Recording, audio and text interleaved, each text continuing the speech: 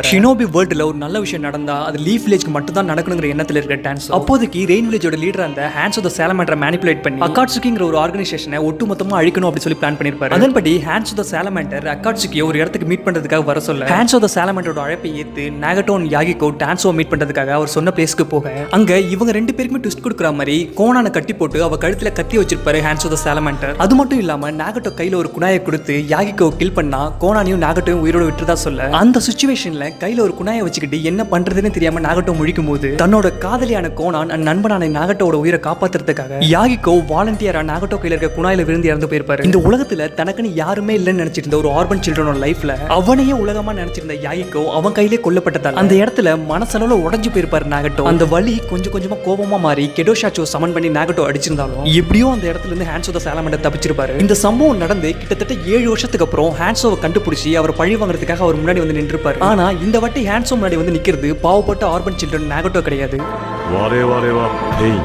ஒரு அப்பாவி பையன் தன் வாழ்க்கையில முக்கியமா நினைக்கிற ஒரு பர்சனை இழந்தா அவன் எந்த அளவுக்கு ஈவிலா மாறுவான் அப்படின்றத ஒட்டுமொத்த ஷினோபி வேர்ல்டுக்குமே ஹேண்ட்ஸ் ஆஃப் தி சாலமண்டரை கில் பண்ணி லார்ட் பெயின் சொல்லியிருப்பாரு.